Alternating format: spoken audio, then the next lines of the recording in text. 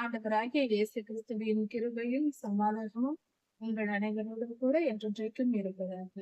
நான் உன்னை விட்டு விலகுவதும் இல்லை, உன்னை கைவிடுவதும் இல்லை என்று சொன்ன நமது ஆண்டவராகிய இயேசு கிறிஸ்து நம்மோடு கூட இருந்து என்றென்றும் நம்மை காண்கிறார். சமாதானமாய் இருக்கும். எரேமியா 40ஆம் அதிகாரம் 1 முதல் 16 வசனங்கள் வரை. நாம் கர்த்தரை தேடினால் கர்த்தருடைய வேத வசனங்களை படித்துக் கொள்ளும் போது, தினந்தோறும் படிக்கும் பொழுது உண்மைக்கும் பொய்யுக்கும் உள்ள வித்தியாசத்தையும் நல்லோர் தீயோர் யார் என்பதையும் நம்மால் சுலபமாய் புரிந்து கொள்ள முடியும். அதை நாம் தெரிந்து கொள்ளும் வல்லமை நமக்கு கொடுக்கப்படும். கர்த்தருடைய வசனம் நமக்கு அதை போதிக்கும். அதை குறித்து இந்த வேத பகுதியில் பார்க்கலாம். இந்த வேத பகுதி சுமார் 2400 வருடங்களுக்கு முன்பாக எரேமியா தீர்க்கதரிசியின் காலத்தில் நடைபெற்ற சம்பவங்களை நமக்கு கொடுக்கிறது. இன்றைய நாட்களில் நம் வாழ்க்கைக்கு தேவையான ஆலோசனைகளையும் கர்த்தர் எப்படிப்பட்டவர் என்பதை புரிந்து கொண்டு நாம் கீழ்ப்படிந்து நடப்பதற்கு பல காரியங்களை தெரிவிக்கும்படியாகவும் இந்த வேத பகுதி நமக்கு கொடுக்கப்பட்டிருக்கிறது. இஸ்ரவேலர்கள் பாபிலோனுக்கு சிறைப்பட்டு போகும் காலத்தில் நெபுசராதான் என்னும் காவல் சேனாதிபதி இஸ்ரவேலர்களை விலங்கிட்டு சிறைப்பிடித்துக் கொண்டிருக்கிறார். அந்த சமயத்தில் எரேமியாவும் சிறைப்பிடிக்கப்பட்டு இருந்தார். அப்பொழுது அவரை நேபுசராதான் அழைத்து, பாபிலோன் ராஜாவாகிய நேபுகாத்நேச்சார் சொன்னபடியே அவர் அழைத்து எரேமியா தீர்க்கதரிசிக்கு இரக்கம் காட்டுவதற்காகவும் அவரை காப்பாற்றுவதற்கும் முயற்சி செய்கிறார். கர்த்தருடைய மகா பெரிய கிருபையும் தயவும் எரேமியாவுக்கு கிடைத்ததினால் இப்படிப்பட்ட சம்பவங்கள் நடக்கிறது. அவ்வளவு நாட்கள் எரேமியா துன்பத்தை அனுபவித்துக் கொண்டிருந்த பொழுதும், இப்பொழுது எல்லோரும் சிறைப்பிடிக்கப்பட்டு போகும் நேரத்தில் எரேமியாவுக்கு விடுதலை கிடைக்கிறது. இந்த சமயத்தில் விலங்கிடப்பட்டிருந்த எரேமியா தீர்க்கதரிசியை ராமாவிலிருந்து காவல் சேனாதிபதி நேபுசராதான் விடுதலையாக்கி அனுப்பி விடுகிறார். எரேமியா போய்விட்டார். அதாவது ஜெயிலில் இருந்து விடுதலையாக்கப்பட்டார். எரேமியா போய்விட்டார். அதன் பின்பு கர்த்தருடைய வார்த்தை எரேமியா தீர்க்கதரிசிக்கு உண்டாகிறது. அதாவது சிறையிருப்பிலிருந்து விடுதலையாக்கப்பட்டு எரேமியா வெளியே போய்விட்டார். போன பின்பு காவல் சேனாதிபதி மீண்டுமாக எரேமியாவை அழைப்பிக்கிறார். அழைப்பித்து அவருடன் பேசுகிறார். அதாவது கர்த்தர் சொன்னபடியே நடந்தது என்று நேபுசரார் எரேமியாவினிடத்தில் சொல்லுகிறார். இந்த இடத்திற்கு, எருசலேம் நகரத்திற்கும் யூதா தேசத்திற்கும் இந்த தீங்கு வரும் என்று கர்த்தர் ஏற்கனவே சொல்லி இருந்தார். சொன்னபடியே அது வந்துவிட்டது, நிறைவேறிற்று. நீங்கள் கர்த்தருக்கு விரோதமாய், அதாவது யூதர்களும் எருசலேம் நகரத்தாரும் கர்த்தருக்கு விரோதமாய் அவருடைய வார்த்தைக்கு செவி கொடுக்காமல், அவருடைய வார்த்தையை கேட்காமல் மீறி மீறி நடந்ததினால் இப்படிப்பட்ட சம்பவம் உங்களுக்கு நேரிட்டது. இப்படிப்பட்ட தீங்கு வந்தது. கர்த்தர் எப்படி சொன்னாரோ, நீங்கள் திருந்தாவிட்டால் இப்படி உங்களுக்கு தீங்கு வரும் என்று கர்த்தர் சொன்னாரோ, அதன்படியே தீங்கு வந்து விட்டது. கர்த்தர் சொன்னபடியே செய்தார் என்று நேபுசரா என்னும் பாபிலோனின் காவல் சேனாதிபதி சொல்லுகிறார் எரேமியாவினிடத்தில். இப்போது உன் கைகளில் இருந்த விலங்குகளை எல்லாம் நான் நீக்கிவிட்டேன், உன்னை விடுதலை ஆக்கி விட்டேன். பாபிலோனின் சேனாதிபதி எரேமியாவினிடத்தில் சொல்லுகிறார், நான் உன்னை விடுதலை ஆக்கி விட்டேன், நீ விடுதலையாய் இருக்கிறாய். என்னோடு கூட பாபிலோனுக்கு வர விருப்பமாயிருந்தால் நீ என்னோடு கூட வா, நான் உன்னை பார்த்து கொள்கிறேன் என்று காவல் சேனாதிபதி நேபுசராதான் எரேமியாவிடம் சொல்லுகிறார். அப்படி நீ என்னோடு வந்தால் நான் உன்னை பத்திரமாய் பார்த்து கொள்வேன் என்று சொல்லுகிறார். அப்படி என்னோடு வருவது உமக்கு நன்றாய் தோன்றவில்லை என்றால், உமக்கு வர விருப்பம் இல்லை என்றால், போகக்கூடாது என்று நீ நினைத்தால், இந்த தேசம் முழுவதும், எருசலேம் முழுவதும் உமக்கு முன்பாக இருக்கிறது. எங்கு வேண்டுமென்றாலும் நீர் போய் எந்த இடத்தில் தங்கினால் நன்றாய் இருக்கும், செம்மையா இருக்கும் என்று உமக்கு தோன்றுகிறதோ அந்த இடத்தில் நீர் போய் தங்கிக் கொள்ளும் என்று காவல் சேனாதிபதி எரேமியாவினிடத்தில் சொல்லுகிறார். இப்படி சொல்லும் போது எரேமியா இன்னும் புறப்பட்டு போகவில்லை. அதற்கு முன்பாகவே நேபுசரா கெதலியா என்னும் ஒரு மனிதனை தெரிந்து கொண்டு அந்த மனிதனிடத்தில் எரேமியாவை ஒப்படைக்கிறார். கெதலியாவே, இந்த மனிதனை நீ பார்த்துக்கொள், எரேமியா தீர்க்கதரிசியை பார்த்துக்கொள் என்று சொல்லுகிறார் காவல் சேனாதிபதி. அதாவது நேபுசரா காவல் சேனாதிபதி எரேமியாவை அழைத்து எங்கு வேண்டும் என்றாலும் போயிருங்கள் என்று சொல்லுகிறார். அப்படி அவர் போவதற்கு முன்பாக இன்னொரு ஆலோசனையையும் சொல்லுகிறார். அதாவது கெதலியாவின் இடத்திற்கு போய் அவரோடு கூட நீர் இருந்து தங்கி கொண்டு இரும் என்று சொல்லுகிறார். அவரோடு கூட உதவிக்கு கெதலியா இருக்கிறார், அவரோடு கூட போய் இருந்து நீர் பாதுகாப்பாய் ஏறும் சொல்லுகிறார். இப்படி கெதலியாவின் இடத்தில் போய் தங்கியிரு என்று சொல்லி போகும் செலவுக்கு தேவையான பணத்தையும் பல வெகுமதிகளையும் அன்பளிப்புகளையும் கொடுத்து அனுப்புகிறார் பாபிலோனின் சேனாதிபதி.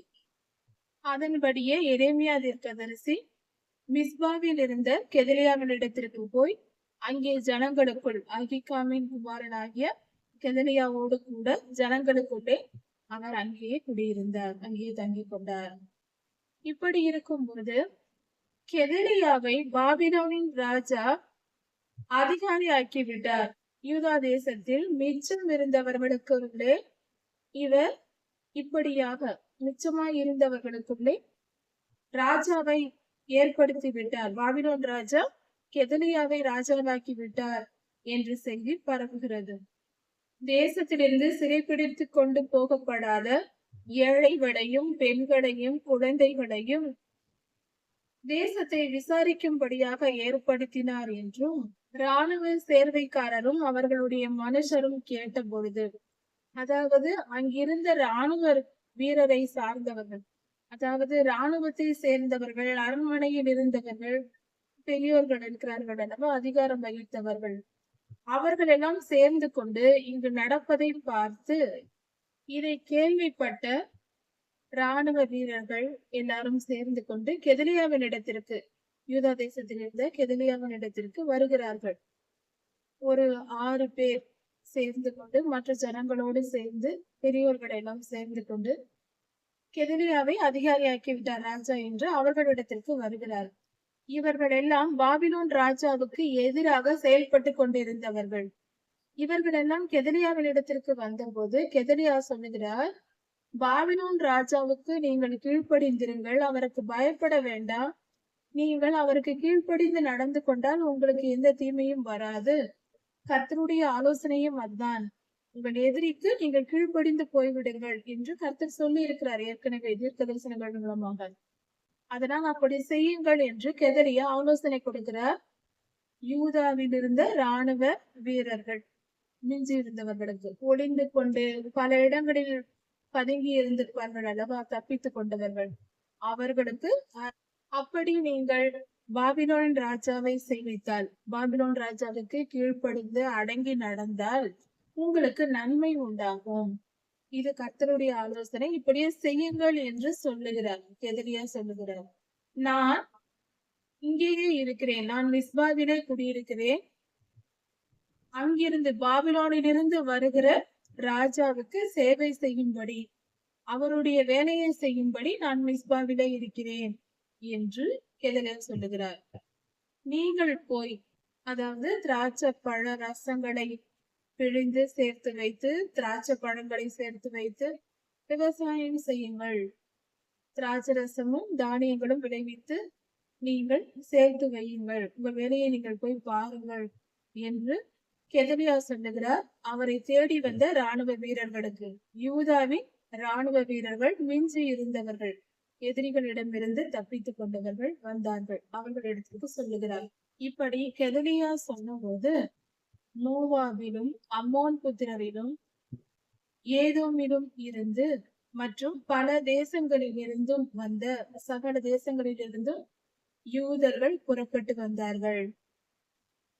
அவர்களோடு கூட யூதாவில் பாபிலோன் ராஜா மீதியாய் விட்டு வைத்து போன இஸ்ரவேலர்கள், யூதா தேசத்தின் ஜனங்கள் இருக்கிறார்கள் அல்லவா, மீதியானவர்கள், ஏழைகளை விட்டு வைத்து போனார்கள் அல்லவா பாபிலோனியர்கள், அவர்களும் எல்லோரும் சேர்ந்து கொண்டார்கள் யூதர்கள். இவர்கள் எல்லோருக்கும் அதிகாரியாக கெமலியா இருந்தார். எரேமியாவை பாதுகாத்து வரும் கெமலியா. எல்லா யூதரும் துரத்தி விடப்பட்டு எல்லா இடங்களிலும் சிதறி போயிருந்த மற்ற தேசங்களில் சிதறியிருந்த எல்லா யூதர்களும் சேர்ந்து வந்து கெதலியாவின் இடத்தில் மிஸ்பாவுக்கு வந்து அங்கு அவரோடு தங்கி திராட்சரசத்தையும் பழங்களையும் மிகுதியாய் சேர்த்து வைத்தார்கள். இப்படியாக யூதர்கள் ஒன்று கூடி வந்தார்கள். அப்பொழுது யூதர்களின் இராணுவ வீரர்களாய் இருந்தவர்களும் எல்லோரும் சேர்ந்து கொண்டார்கள். யோகனான் என்பவரோடு, யோகனான் என்ற மனிதனோடு, யூதரோடு அங்கிருந்த இராணுவ சேவைக்காரர்கள் எல்லாம் ஒன்று சேர்ந்து நேராக கெதலியாவினிடத்தில் வருகிறார்கள். அங்கு அவரிடம் வந்து கெதலியாதான் யூதாவை அப்பொழுது அதிகாரம் செய்து கொண்டிருக்கிறார். ஒன்று சேர்ந்து வந்து கெதலியாவினிடத்தில் ஒரு செய்தியை சொல்லுகிறார்கள். அதாவது, உம்மை கொன்று போடும்படிக்கு இஸ்மவேல் என்னும் ஒரு மனிதனை அம்மோன் புத்திரரின் ராஜா பாலேஸ் என்பவன் உம்மை அழிக்க, உம்மை கொன்று போட இஸ்மவேலை உம்மிடத்தில் அனுப்பியிருக்கிறான். அதனால் நீர் எச்சரிக்கையாயிரும் என்று சொல்லுகிறார்கள். யூதர்கள் எல்லாம் ஒன்று சேர்ந்து வந்து சொல்லுகிறார்கள். உம்முடைய உயிருக்கு ஆபத்து இருக்கிறது என்று சொல்லுகிறார்கள் கெதலியாவினிடத்தில். ஆனால் அவர்கள் சொன்னதை கெதலியா நம்பவில்லை. அவர்கள் உண்மையான செய்தியை தான் கொண்டு வந்து சொல்லுகிறார்கள். ஆனால் அதை கெதலியா நம்பவில்லை. இஸ்மவேலை நம்பி அவன் துரோகி அல்ல, நல்லவன் என்று நம்பி விடுகிறார் கெதலியா. இப்படி இருக்கும்போது யோகனான் என்கிற அந்த செய்தியை கொண்டு வந்த அந்த மனிதன் ரகசியமாய் கெதலியாவை அழைத்து கொண்டு போய் அவரிடம் பேசுகிறார். ரகசியமாய் பேசுகிறார் தனிமையில். அதாவது, நீர் ஒரு வார்த்தை சொல்லும், நான் இஸ்மவேலை கொன்று போடுகிறேன். உம்மை உயிரை வாங்க, உம்மை கொன்று போட அவன் திட்டமிட்டு இருக்கிறான். நான் அவனை கொன்று போடுகிறேன், நீ சொல்லும் என்று யோகனான் கெதலியாவினிடத்தில் கேட்கிறார். உம்மை கொன்று போட்டு உம்மோடு கூட சேர்ந்திருக்கிற எல்லா யூதர்களையும் சிதறி போக பண்ணவும், மிச்சம் இருப்பவர்களை அழித்து போடவும் கொன்று போடவும் அவன் வந்திருக்கிறான். இப்படியே நடக்க வேண்டும். நீர் கட்டளை கொடுத்தால் உடனே நான் இஸ்மவேலை கொன்று போடுகிறேன் என்று யோகனான் கெதலியாவினிடத்தில் கேட்கிறார். ஆனால் கெதலியா யோகனானை நம்பவில்லை. அவர் சொன்ன வார்த்தைகளை நம்பவில்லை. நீ அப்படி இஸ்மவேலை கொன்று போடாதே, நீ பொய் சொல்லுகிறாய். இஸ்மவேல் நல்லவர், அவரை பற்றி நீ தவறாக பொய் சொல்லுகிறாய். நீ அப்படி செய்யாதே என்று கெதலியா தடுக்கிறார். நம்முடைய வாழ்க்கையிலும் கூட இப்படி பல நேரங்களில் நடக்கிறது. அதாவது, நாம் தவறு செய்கிறோம், தவறாய் புரிந்து கொள்கிறோம். நல்லோர்களை தீயவர்கள் என்றும் தீயவர்களை நல்லோர்கள் என்றும் நம்பி ஏமாந்து போகிறோம். இதற்கு காரணம் அறியாமைதான் காரணம். அறியாமை எங்கு இருக்கிறதோ அங்கு பொல்லாதவனின் செயல் இருக்கிறது, அவன் ஆளுகை இருக்கிறது என்று பொருள். ஞானம் எங்கு இருக்கிறதோ அங்கு பரிசுத்த ஆவியானவர் ஆண்டு கொண்டிருக்கிறார் என்று பொருள். வேத தியானத்திலும் ஜெபத்திலும் நாம் நிலைத்திருக்கும் பொழுது பரிசுத்த ஆவியானவர் நமக்குள் இருப்பதினால் நன்மை தீமை என்ன என்று நம்மால் உணர்ந்து கொள்ள முடியும், புரிந்து கொள்ள முடியும், உண்மையை தெரிந்து கொள்ள முடியும். கெதலியாவிடத்தில் சொல்லப்பட்ட உண்மையை அவரால் நம்ப முடியவில்லை. காரணம், ஆவியானவரால் வழிநடத்தப்படவில்லை. நாம் கர்த்தருடைய ஆவியானவரால் வழி நடத்தப்படும் போது நாம் தெளிவானவர்களாய், வெளிச்சத்தில் நடக்கிறவர்களாய் எல்லாவற்றையும் புரிந்து கொள்ள முடியும். எது நன்மை, எது தீமை, யார் நல்லவர்கள், யார் கெட்டவர்கள், உண்மையை யார் சொல்லுகிறார், யார் பொய் சொல்லுகிறார் என்று நம்மால் சரியாய் நிதானித்துக் கொள்ள முடியும். இப்படிப்பட்ட வரம் ஞானமாய் இருக்கிறது, விவேகமாய் இருக்கிறது. இதை கர்த்தர் நமக்கு தருகிறார். ஆவியானவர் நமக்கு வெளிப்படுத்தி விடுவார். அதனால் நாம் சுலபமாக நம் வாழ்க்கையில் எந்த தவறும் செய்யாமல் நாம் வாழலாம். ஆனால் கர்த்தருக்கு கீழ்ப்படியாமல் வேத தியானத்திலும் ஜெபத்திலும் நாம் தரித்திருக்காத போது கண்கள் மூடப்பட்டவர்களை போல நாம் இருக்கிறோம். கண்ணை கட்டிக்கொண்டு நடக்கிறவர்களை போல இருக்கிறோம். அப்பொழுது நமக்கு பார்வை இருந்தாலும் கண்ணை கட்டி கொண்டு விட்டால், துணியினால் கண்ணை கட்டி விட்டால் நமக்கு பார்வை இருக்கிறது, கண்கள் நன்றாக தான் இருக்கிறது. ஆனால் துணியினால் கட்டப்பட்டிருக்கிறது. இப்போது நமக்கு முன்பாக இருப்பது ஏதாவது தெரியுமா? நிச்சயமாய் தெரியாது. கண் பார்வை இல்லாதவர்களைப் போலதான் நாம் தடுமாறி திரிவோம். அது போல பார்வையற்றவர்களைப் போல்தான் நாம் தடுமாறிக் கொண்டிருப்போம். அது போல நாமும் நம் கண்களை மூடிக்கொள்ளக் கூடாது. நாம் திறந்து வைத்திருக்க வேண்டும். ஞானத்திற்கு முதலிடம் கொடுக்க வேண்டும். கர்த்தருடைய வார்த்தைகளை கைக்கொள்வதிலும் அதை கடைபிடித்து நடப்பதிலும் முக்கியமாய் நாம் கொண்டு வாழ்ந்தால் நிச்சயம் நாம் எந்தவித சோதனைக்கும் உட்படாமல் நம்மை நாம் பாதுகாத்துக் கொள்ள முடியும். கர்த்தர் பெரியவர், அவர் மிகவும் நல்லவர், அவர் அன்பு பெரியது, அவர் நம்மேல் காட்டும் இரக்கமும் பெரியது. அதை புரிந்து கொண்டு நடப்போம். உண்மைக்கும் பொய்யுக்கும் உள்ள வித்தியாசத்தை கர்த்தரால் நமக்கு வெளிப்படுத்த முடியும். நம் கர்த்தரோடு இணைந்திருந்தால் அதை கண்டுபிடித்துக் கொண்டு நம் வாழ்க்கையில் வருகிற நல்லோர்களையும் தீயோர்களையும் அடையாளப்படுத்திக் கொள்ளலாம். யார் பொய் சொன்னாலும் நாம் ஏமாற மாட்டோம். உண்மையை பேசினாலும் அதை ஏற்றுக்கொள்வோம். அப்படிப்பட்ட வல்லமை கர்த்தர் நமக்கு தருகிறார். அதற்கு நாம் கர்த்தரோடு எப்போதும் இணைந்திருக்க முடியும். கர்த்தரோடு இணைந்திருக்கும் பொழுது நம் வாழ்க்கையில் எதுவும் இடராது. கர்த்தராகிய ஆண்டவராகிய இயேசு கிறிஸ்து சீக்கிரம் வரப்போகிறார். அவருடைய வருகைக்கு நாம் ஆயத்தப்படுவோம். உலக இச்சைகளை மறப்போம். வெளிச்சத்தில் நடப்பவர்களாக வேத வசனத்தை தியானிப்போம். தினந்தோறும் ஒரு நாளை 4-5 அதிகாரங்கள் படித்தால் கூட ஒரு வருடத்தில் ஆதியாகமம் முதல் வேதாகமம் முழுவதும் முதல் பக்கத்திலிருந்து கடைசி பக்கம் வரை படித்து விடலாம். அதனால் வருடத்தில் ஒரு முறையாவது வேதாகமத்தை முழுமையாய் படிக்க வேண்டும். தொடர்ச்சியாய் படிக்க வேண்டும். எதையும் விடாமல் படிக்க வேண்டும். அப்பொழுது கர்த்தருடைய வல்லமை நமக்குள் வரும். நம் கண்கள் திறக்கப்படும். நன்மை எது, தீமை எது, பொய் எது, உண்மை எது என்று நம்மால் சுலபமாய் புரிந்து கொள்ள முடியும். நமக்கு அந்த ஞானத்தையும் விவேகத்தையும் கர்த்தர் தருவார். அதனால் கர்த்தருக்கு பிரியமாய் நடப்போம். கர்த்தருடைய வெளிச்சத்தை பெற்றுக்கொண்டு நம் வாழ்க்கையில் சரியாய் வாழ்வோம். இருளில் தடவி தெரியாமல். எரேமியா 41 அதிகாரம் 1 வசனம் முதல். இந்த வேத பகுதியில் கர்த்தருடைய நியாய தீர்ப்பு இஸ்ரவேலில் நிறைவேறுவதை குறித்து சொல்லப்பட்டிருக்கிறது.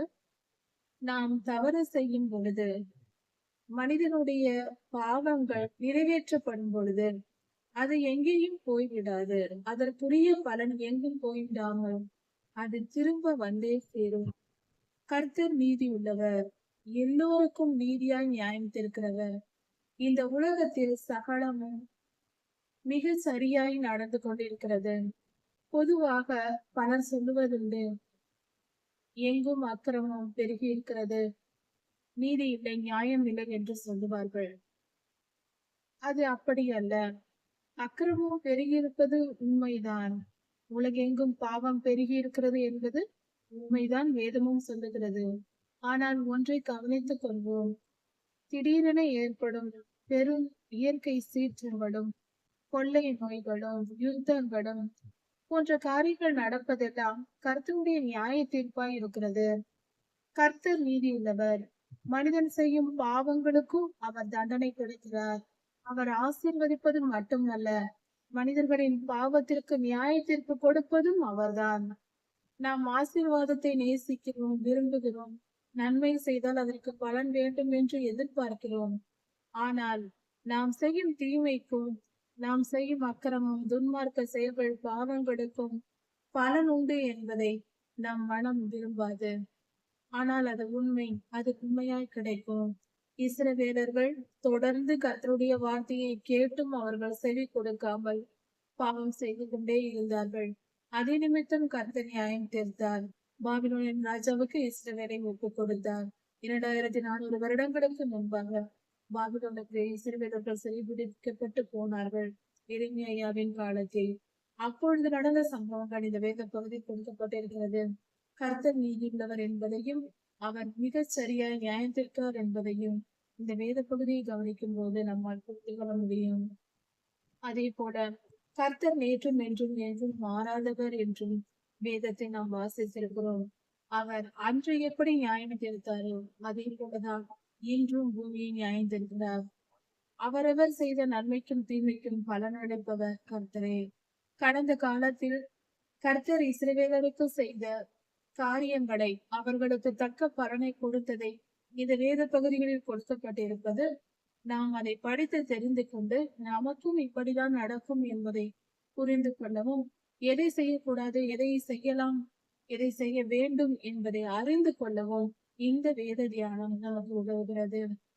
மனிதனை படைத்தவர் மனித வாழ்க்கை இப்படிதான் வாழ வேண்டும் என்ற சட்ட திட்டங்களை தொகுத்து வேத வசனமாக நமக்கு கொடுத்திருக்கிறார். உதாரணங்களோடு பலருடைய வாழ்க்கையை எழுதி கொடுத்திருக்கிறார். அதை படிக்கும் பொழுது நாம் எது சரி எது தவறு என்றும், நாம் செய்ய வேண்டியவை எது, செய்யக்கூடாதவை எது என்பதையும் சுலபமாக புரிந்து கொள்ள முடியும். ஏழைகளும் எளியவர்களும் பாமரர்களும் புரிந்து கொள்ளும்படியாக வேத வசனம் எழுதப்பட்டு கொடுக்கப்பட்டிருக்கிறது. வேதத்தை தியானிப்போம், வாழ்க்கையை புரிந்து கொள்வோம், நித்திய ஜீவனை பெற்றுக் கொள்வோம், பரிசுத்தம் அடைந்து கர்த்தரிடத்தில் சேரும்.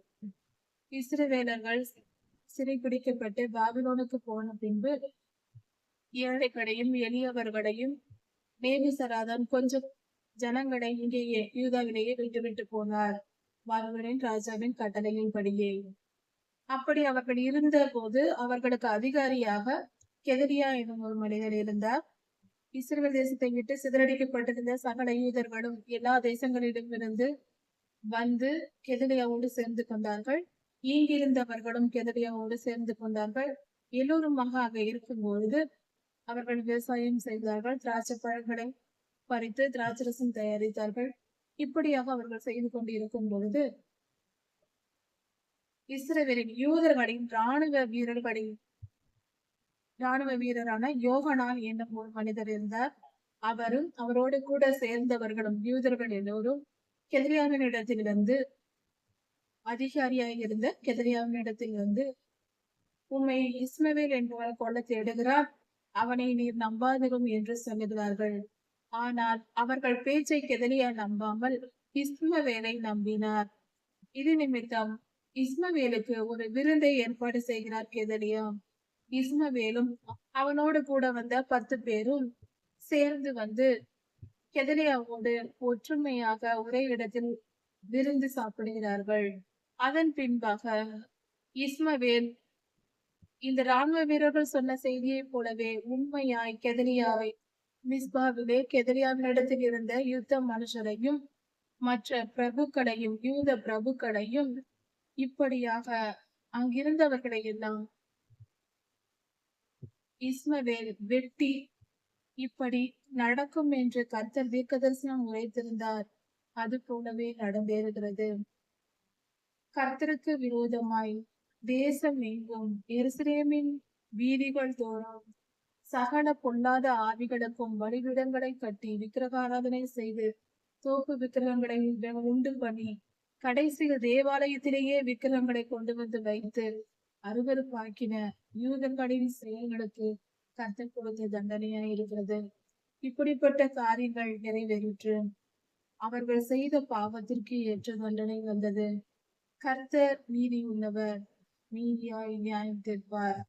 இப்படியாக இஸ்மவேல் கெதரியாவை கொன்று போட்ட பின்பு, கெதரியாவையும் அவரோடு கூட இருந்த பலரையும் கொன்று போட்ட பின்பு, இது யாருக்கும் தெரியாமல் இருக்கிறது. அந்த சமயத்தில் மறுநாள் அந்த இடத்திற்கு, அதாவது இஸ்மவேல் வெளியே வரும்பொழுது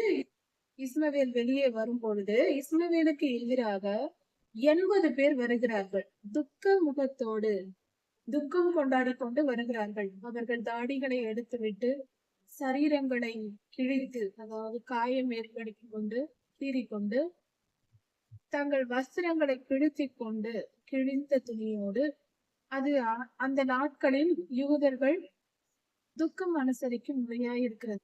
இப்படி செய்து கொண்டு கர்த்தருக்கு காணிக்கைகளை எடுத்துக்கொண்டு தேவாலயத்திற்கு வருவதற்காக எருசலேமுக்கு வருகிறார்கள். இதனை ஏன் இப்படி நடக்கிறது என்றால், பாபிலோனின் ராஜா வந்து இஸ்ரவேலை அநேகரை கொன்று மேலும் பலரை சிறைப்பிடித்துக் கொண்டு போன துக்கமான காரியங்கள் நடந்திருக்கிறது அல்லவா. எருசலேம் முழுவதும் சீரழிந்து கிடக்கிறது. எருசலேம் மதில் சுவர் இடிக்கப்பட்டு விட்டது, வீடுகள் எரிக்கப்பட்டிருக்கிறது, நகரம் எரிக்கப்பட்டிருக்கிறது. இப்படிப்பட்ட நிலையில் அவர்கள் துக்க முகத்துடன் துக்கம் கொண்டாடி கொண்டு கர்த்தருக்கு காணிக்கைகளையும் தூப வர்க்கத்தையும் எடுத்துக்கொண்டு வந்து கர்த்தரிடத்தில் வேண்டுதல் வைக்க வருகிறார்கள். இந்த நிலை மாற வேண்டும் என்று நமக்கு ஒரு துன்பம் வந்தால் நாம் கர்த்தரிடம் சென்று முறையிடும் அல்லவா. இந்த துன்பம் எனக்கு நீங்க வேண்டும் சுவாமி என்று அவர் பாதத்தில் கதறுவோம் அல்லவா? அது போல அவர்கள் செய்ய வருகிறார்கள். 80 பேர் சேர்ந்து கொண்டு வருகிறார்கள். அவர்கள் வருவதை இஸ்மவேல் பார்த்து விட்டார், கெதலியாவை கொன்றவன். இப்படி அவர்கள் வந்து கொண்டிருக்கும் போது மிஸ்பாவிலே தான் இந்த கொலைகளை இஸ்மவேல் செய்கிறான். கெதலியாவை கொன்றது, அங்கிருந்தவர்களை கொன்றது எல்லாம். இதையெல்லாம் செய்து முடித்துக்கிட்டு மிஸ்பாவிலிருந்து புறப்பட்டு இவன் வருகிறான். இவர்களோ எதிரிலிருந்து வருகிறார்கள். இப்படி அவர்களை பார்த்ததும் இஸ்மவேல் பயங்கரமாக நடிக்கிறான். அழுது கொண்டே திடீரென அழத் தொடங்குகிறான். நடிப்பு உண்மையல்ல, பொய்யாய் நடிக்கிறான். அழுவதை போல அழுது கொண்டு அவர்களிடத்தில் வந்து, வாருங்கள் கெதலியாவின் இடத்தில் போவோம், கெதலியாவை கொன்றுவிட்டு வந்து கெதலியாவிடத்தில் போவோம் வாருங்கள் என்று அவர்களை கூட்டிக் கொண்டு போவது போல ஒரு இடத்திற்கு தனியாக கூட்டிக் கொண்டு போகிறார்கள். இப்படி கூட்டிக் கொண்டு போய் அவர்கள் நகரத்தின் மத்தியில் வந்து சேருகிறார்கள். இவன் பின்னாலே அவர்கள் வந்து சேருகிறார்கள். நகரத்தின் மத்தியில் வருகிறார்கள். எந்த பக்கமும் ஓடி போகாதபடிக்கு நடுவில் கொண்டு வந்து சேர்க்கிறான். அப்படி அந்த நகரத்தில் மத்தியில் வந்த பொழுது இஸ்மவேலும் அவனோடு இருந்த மற்ற ஜனங்களும் சேர்ந்து கொண்டு, அவனுடைய ஆட்கள் எல்லாம் சேர்ந்து கொண்டு அந்த 80 பேரையும் வெட்டி குழிக்குள் போட்டு விட்டான். அத்தனை பேரையும் கொன்று போட்டான்.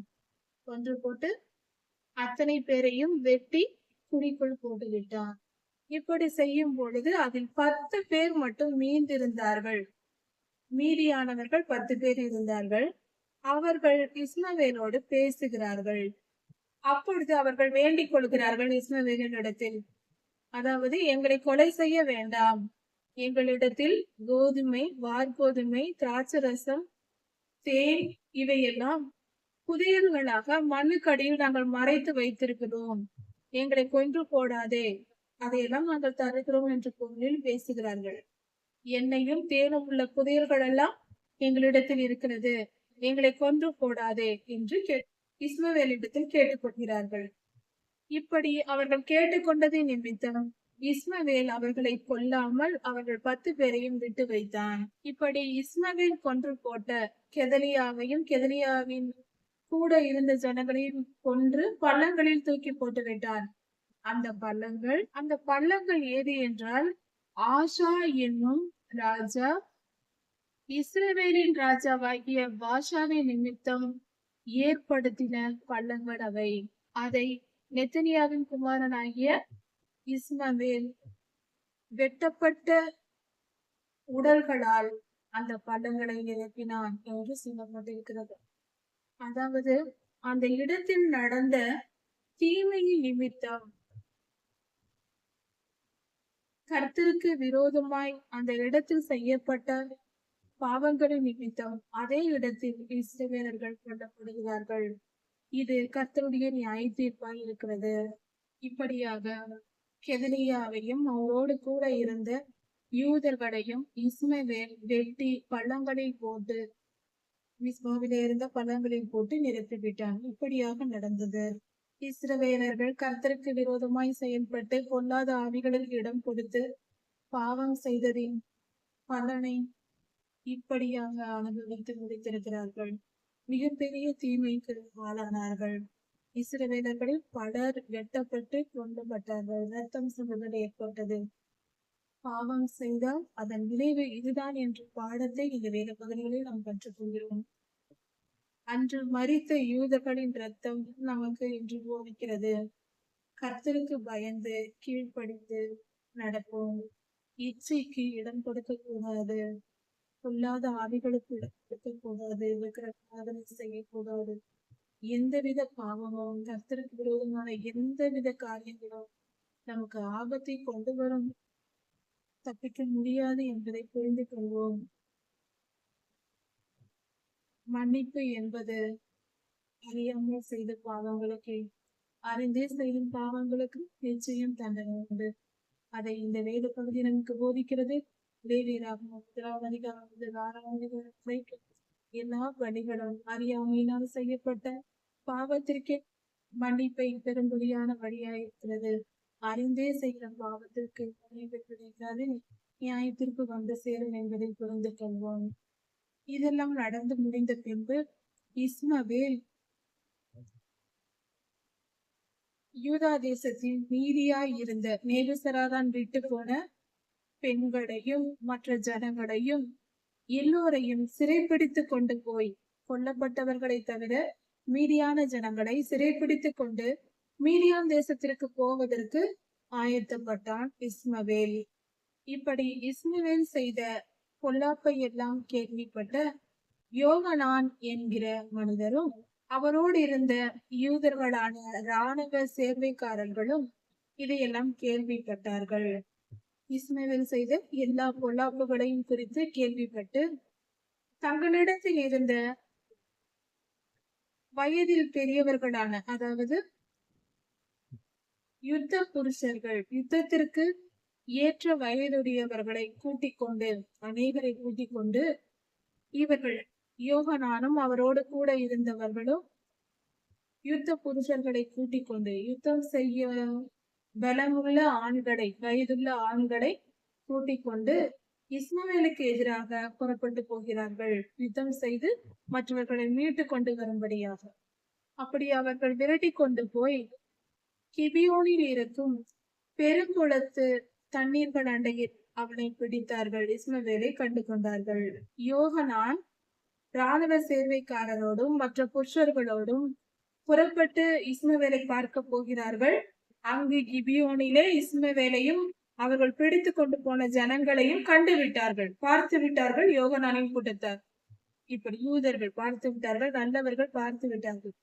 இஸ்மவேலை பார்த்ததும் இஸ்மவேலோடு கூட இருந்த சிறை கைதிகளாய் இருந்த யூதர்கள், அவர்கள் எல்லோரும் மிகவும் சந்தோஷப்பட்டார்கள். நம்மை காப்பாற்ற யோகனானும் அவருடைய சேனைகளும் வந்திருக்கிறது என்று தெரிந்து கொண்டு அவர்கள் எல்லாரும் சேர்ந்து திரும்பி கொண்டு, அதாவது இஸ்மவேலோடு கூட இருந்தவர்கள், அவனிடத்தில் கைதியாய் இருந்தவர்கள் எல்லாம் ஓடி வந்து யோகனானோடு சேர்ந்து கொண்டார்கள். எல்லோரும் வந்து விட்டார்கள். ராணுவ சேவைக்காரர்கள், யூதர்கள் எல்லோரும், பெண்கள் ஆண்கள் எல்லோரும் ஓடி வந்து யோகனானோடு சேர்ந்து கொண்டார். நெத்தனியாவின் குமாரனான இஸ்மவேலும் அவனோடு கூட 8 பேர்கள் மட்டும்தான் மிஞ்சி இருக்கிறார்கள். அவர்கள் ஓடி போய் தங்களை காப்பாற்றிக் கொள்ள, ஏனென்றால் இருப்பது 9 பேர், எல்லோரும் சேர்ந்தார் என்றால் அவர்களை கொன்று போட்டு விடுவார்கள். தங்கள் உயிரை காப்பாற்றிக் கொள்ளும்படியாக இஸ்மவேல் ஓடும் நிலை ஏற்பட்டது. யூதர்களை பிடித்து கொண்டு வந்த இஸ்மவேல் தன் உயிரை காப்பாற்றிக் கொள்ள இப்பொழுது திரும்பி ஓடும் நிலை வந்தது. இஸ்மவேலோடு கூட 8 பேர் மட்டுமே இருக்கிறார்கள். ஓடி போகிறார்கள் தப்பித்துக் கொள்ளும்படியாக. அம்மோன் புத்திரரிடத்திற்கு போய்விட்டான் இஸ்மவேல். இப்பொழுது யோகனானும், அதாவது அவர்களை காப்பாற்ற போன யோகனானும் இராணுவ சேர்வைக்காரரும் மற்ற புருஷர்களும் இஸ்மவேல் கடத்தி கொண்டு போனான் அல்லவா, அங்கிருந்த பெண்கள், யூதர்களான யூதர் பெண்கள், யூதர்கள், யூதாவில் இருக்க வேண்டியவர்கள், மிஸ்பாவிலே இருந்தவர்கள், இவர்களை பிடித்து கொண்டு போனால் அவன் ஓடி போய்விட்டான். இவர்கள் எல்லோரும் சேர்ந்து, யூதர்கள் எல்லாரும் சேர்ந்து, கர்த்தருடைய பிள்ளைகள் எல்லாரும் ஒன்று சேர்ந்து மீண்டுமாக யூதாவுக்கு வருகிறார்கள். இப்படி அவர்கள் வந்தபோது அவர்கள் பயப்படுகிறார்கள், கல்தேயருக்கு பயப்படுகிறார்கள். ஏனென்றால் கெதலியாவை வெட்டி போட்டான் அல்லவா இஸ்மவேல் வந்து, அதனால் கல்தையர் வந்து நம்மை மீண்டும் வெட்டி போடுவார்கள், நம்மை கொன்று விடுவார்கள் என்று இவர்கள் பயப்படுகிறார்கள். அங்கே போவதற்கு, மீண்டும் அந்த இடத்திற்கு, தங்கள் சொந்த ஊருக்கு போவதற்கு இவர்கள் பயப்படுகிறார்கள்.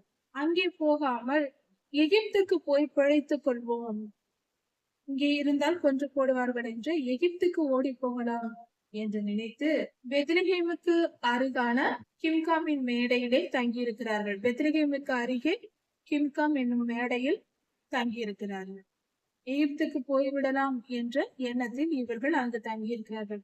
சொந்த ஊருக்கு போனால் மீண்டுமாக கல்தையர்கள் வந்து நம்மை கொன்று போடுவார்கள் என்று பயந்தார்கள். இப்படியாக மீதி இருந்த அந்த இஸ்ரவேலர்கள் காப்பாற்றப்பட்டிருக்கிறார்கள். இவர்கள் எங்கே போவார்கள், இனி என்ன நடக்க போகிறது என்ற சம்பவங்கள் அடுத்த அதிகாரத்தில் கொடுக்கப்பட்டிருக்கிறது. கர்த்தர் பெரியவர், அவர் நல்லவர், அவர் மிகவும் நல்லவர், அவர் நீதி உள்ளவர். இந்த உலகத்தில் நடக்கிற எல்லா காரியங்களும் நீதியின்படிதான் நடக்கிறது. மனிதன் செய்கிற அக்கிரமத்திற்கு கர்த்தர் பார்த்து கொண்டே இருந்து சரியான நியாய தீர்ப்புகளை கொடுத்து கொண்டிருக்கிறார் என்பதை உண்மை. நல்லவருக்கு நன்மையும் தீயவருக்கு தீமையையும் கர்த்தர் கொடுக்க அறிந்திருக்கிறார். எங்கும் எதிலும் நல்லவர்கள் வாழ்வதில்லை, தீயவர்கள் நன்றாக இருக்கிறார்கள் என்று சொல்ல வேண்டாம். அப்படி அல்ல. தீயவர்களின் வாழ்வு கொஞ்ச காலம்தான். இவ்வுலகத்தில் எல்லோருக்கும் சமமாய் இருக்கும். பார்வைக்கு நாம் பார்க்கும் பொழுது எல்லாம் சமமாய் சம்பவிக்கும். நல்லவருக்கும் தீயருக்கும் இன்பத் துன்பங்கள் எல்லோருக்கும் வரும். என்றாலும் கர்த்தருடைய பிள்ளைகள் செய்கிற நீதிக்கு ஏற்ற பலனை கர்த்தர் நிச்சயம் தருவார். அதே போல துன்மார்க்கர் செய்யும் செயல்களுக்கும் நிச்சயம் அவர்களுக்கு பலன் உண்டு. எல்லாம் நீதியின்படியே தான் நடக்கிறது. சர்வலோகமும் கர்த்தருடைய நீதியுள்ள ஆட்சியின் கீழ் நடக்கிறது. இதுவே சத்தியம். இதை நம்புவோம். நீதியின் பாதையில் நடந்து நன்மைகளை பெற்றுக் கொள்வோம். துன்மார்க்க வாழ்க்கை, பாவ வாழ்க்கை, இச்சையுள்ள வாழ்க்கை, பேராசையுள்ள வாழ்க்கை, பண ஆசை, பாவம் போன்ற காரியங்கள் நமக்கு தீமையை வரவழைத்து விடும். நிச்சயம் வரும் என்பதை உணர்ந்து கொண்டு நீதிமானாய் வாழ்வோம். எரேமியா 42ஆம் அதிகாரம் 1ஆம் வசனம். இந்த வேத பகுதியில் கர்த்தருக்கு கீழ்ப்படிதல் என்பது எவ்வளவு முக்கியமானது. கீழ்ப்படிதல் நம்மை காப்பாற்றும். கீழ்ப்படியாமை நம்மை அழிந்து விடுகிறது மனித இனத்தில். இதை குறித்து கர்த்தர் தெளிவாக நமக்கு சொல்லிப்படுத்திருக்கிறார். அதாவது இஸ்ரவேலர்கள் அவர்கள் மேல் எவ்வளவு கிருபை கர்த்தர் வைத்திருக்கிறார். அவ்வளவு இரக்கம், அவ்வளவு அன்பு, எவ்வளவு இரக்கம் கர்த்தர் அவர்கள் மேல் அதிகமாய் வைத்திருக்கிறார். அதி நிமித்தம் அன்று முதல் இன்று வரை அவர்களுக்கு இரக்கம் செய்கிறார். ஆனால் எவ்வளவுதான் கர்த்தரை சொல்லிக் கொடுத்தாலும் வணங்காமல் திரிகிற ஜனக்கூட்டமாய் இஸ்ரவேலர்களாகிய நாம் இருக்கிறோம். இது மிகவும் வேதனைக்குள்ளது. கர்த்தருடைய பிள்ளைகள் எல்லோரும் இஸ்ரவேலர்கள் தான். கர்த்தரால் தெரிந்து கொள்ளப்பட்டவர்கள் என்று போகும். கர்த்தருடைய ஜனமாகிய நாம் எப்படி இருக்க வேண்டும்? கீழ்ப்படிதலோடு இருக்க வேண்டும். இஸ்ரவேலர்கள் ஆயிரக்கணக்கான வருடங்களாக கர்த்தருக்கு கீழ்ப்படியாமல் கர்த்தரிடத்தில் 10 கட்டளைகளையும் நியாய பிரமாணத்தையும் வனாந்திர பயணத்தில் சீனாய் மலையை பெற்றுக் கொண்டதிலிருந்து அவர்கள் கர்த்தருக்கு கீழ்ப்படியவே இல்லை. யோசுவாவின் காலத்திற்கு பின்பாக அவர்கள் எல்லோரும் கீழ்ப்படியாமையால் நியாய பிரமாணத்தை மறந்து திரிய தொடங்கினார். அது முதல் கர்த்தர் தீர்க்கதரிசிகளை எழுப்பினார். நியாயாதிபதிகளை கொண்டு அவர்களை நியாயம் விசாரித்து அவர்களை அழுகை செய்ய வைத்தார். நீதி நியாயங்களை நிலைநாட்டினார். தீர்க்கதரிசிகளை எழுப்பினார், ராஜாக்களை எழுப்பினார், எத்தனையோ காரியங்களை செய்தார். ஆனால் அவர்கள் தொடர்ந்து கர்த்தருக்கு கீழ்ப்படியாமல் இருப்பதே அவர்களுக்கு வேலையாயிருந்தது. நம் முன்னோர்கள் தான் அவர்கள், வேறு யாரும் அல்ல. அவர்கள் சந்ததியில் பிறந்தவர்கள் தான் நாம். அதனால்தான் நாம் இன்றும் அப்படிதான். குடும்பத்தில் பெற்றோர்களுக்கு நாம் அடங்குவதில்லை, சொன்ன பேச்சு கேட்பதில்லை, எல்லோரும் அப்படி. காரணம் இஸ்ரவேல் என்னும் சந்ததியில் குணமாயிருக்கிறது. அதை நாம் நம்முடைய அந்த தவறான சுபாவத்தை எடுத்து போட வேண்டும். இந்த கீழ்ப்படியாமையினால் கர்த்தர் பல தீர்க்கதரிசிகளை எழுப்பி அன்றாடம் தினமும் அவர்களுக்கு தீர்க்க தரிசனம் உரைத்தார். இதை செய்யாதிருங்கள், இப்படி அக்கிரமம் செய்யாதிருங்கள், என்னை விட்டு விலகாதிருங்கள் என்று சொன்னார். ஆனால் அவர்கள் விலகி சென்றார்கள். கடைசியில் நியாயத்தீர்ப்பை தருவேன் என்று சொன்னார். 40 வருடம் சுமார் எரேமியா எழும்பி 20 வயதில் இருந்து அவர் தீர்க்க தரிசனம் உரைத்துக் கொண்டிருக்கிறார். 40 வருடங்கள் தீர்க்க தரிசனம் சொல்லியிருக்கிறார். அவர் சொல்ல தொடங்கி எத்தனை முறைதான் எச்சரிப்பார், கடைசி வரை கேட்கவில்லை. எதிரி ராஜாவான பாபிலோன் ராஜாவிடம் ஒப்பு கொடுத்து விடுவேன், அவன் வந்து உங்களை அழித்து போடுவான், சிறைபிடித்து போடுவான், அவன் உங்களுக்கு துன்பத்தை கொடுப்பான், நகரத்தை சுட்டெரிப்பான் என்று இதையெல்லாம் செய்ய போகிறான். அவனை வைத்து நான் உங்களுக்கு நியாயம் தீர்ப்பேன் என்று கர்த்தர் அப்பொழுதும் எச்சரிக்கிறார். எதை சொல்லியும் கேட்கவில்லை. சரி, நியாய தீர்ப்பை அனுப்பினார். ஒரே தடியாக அனுப்பாமல் நேபுகாத்நேச்சார் ராஜா கல்தையர்கள் வந்தார்கள். கொஞ்சமாக கொஞ்சம் சிறைப்பிடித்துக் கொண்டு போனார்கள். மீதி ஜனங்களை விட்டு போனார்கள். அப்பொழுதாவது மீண்டவர்கள் திருந்துவார்களா என்றால் இல்லை. மீண்டும் அதே அக்கறம். கடைசியில் எருசலேம் மதில் சுவர் இடிக்கப்பட்டது. அதன் பின்பும் திருந்தவில்லை. மிச்சம் கொஞ்ச ஜனங்கள் இருந்தார்கள். சிறைப்பிடிக்கப்பட்டு 2வது முறையும் போனார். அதிலும் மீண்டவர்கள் இருந்தார்கள். அவர்கள் மேல் கெதலியா அதிகாரியாய் இருந்து வழி நடத்தி கொண்டிருந்தார். எரேமியாவும் கூட இருக்கிறார் அந்த சமயத்தில் இஸ்ரவேலர்கள். இப்படிப்பட்ட சமயத்திலும் இஸ்மவேலின் மூலமாக ஆபத்து வருகிறது என்று சொல்லப்படுகிறது. அதை கெதலியா கேட்கல, நம்பவில்லை. அதன் பின்பு இஸ்மவேல் அவர்களையெல்லாம் கொன்று போட்டு மிச்சம் இருந்தவர்களை கடத்தி கொண்டு போகிறார். இப்பொழுது இவர்கள் மகா பயங்கரத்தினால் பலர் கொல்லப்பட்டு பலர் சிறைபிடிக்கப்பட்டு மிச்சம் மீது இருந்தவர்கள் ஓடி போகிறார்கள். ஓடி போய் இனிமேல் எருசலேமில் இருந்தால் நாம் இறந்து விடுவோம். கர்த்தர் ஏற்கனவே சொன்னார், பாபிலோனுக்கு போய்விடுங்கள், போகிறவர்கள் தப்பித்துக் கொள்வீர்கள், உங்கள் ஜீவன் உங்களுக்கு கொலை பொருளாய் பாதுகாக்கப்படும் என்று சொன்னார். கேட்கவில்லை, இங்கேயே இருந்தார்கள். இருந்தவர்கள் அமைதியா இருக்கவில்லை. சிதேக்கியா காலத்தில் அவர்கள் எதிர்த்தார்கள் நேபுகாத்நேச்சாரை. அதன் விளைவாக மீண்டும் பாபிலோனின் ராஜா பிடித்து கொண்டு போனார். இதெல்லாம் நடந்து முடிந்த பின்பு மிச்சமிருந்த கடைசி ஜனங்கள் என்ன செய்தார்கள்? பயந்து, ஆபத்து அதில் தப்பித்தவர்கள் பயந்து கொண்டு பெத்லகேமுக்கு அருகே இருக்கிற கிம்கம் என்னும் ஒரு மேடையில் போய் தங்கியிருந்தார்கள். எகிப்துக்கு போய் விடுவோம், இனி இங்கே இருந்தால் நாம் அழிந்து போவோம் என்று எகிப்துக்கு ஓட அங்கு போய் அமர்ந்திருந்தார்கள், தங்கியிருந்தார்கள், எகிப்துக்கு புறப்படும் எண்ணத்தோடு. இந்த சமயத்தில் அவர்களுக்கு இப்பொழுதுதான் ஞானம் பிறந்தது, கொஞ்சம் ஞானம் வந்தது போல. கர்த்தரிடத்தில் கேட்போம், நாம் என்ன செய்தால் தப்பிக்கலாம், கர்த்தருடைய வார்த்தை என்ன என்பதை நாம் தெரிந்து கொள்வோம் என்று எல்லோரும் சேர்ந்து கொண்டு 2 பேர், யோகனான் என்பவரும் எசனியா என்பவர் இருவரோடு இராணுவ சேர்வைக்காரரும் சிறியவர்கள் முதல் பெரியவர்கள் வரை ஜன கூட்டமும் எல்லோரும் சேர்ந்து எரேமியா தீர்க்கதரிசியின் இடத்தில் போகிறார்கள்.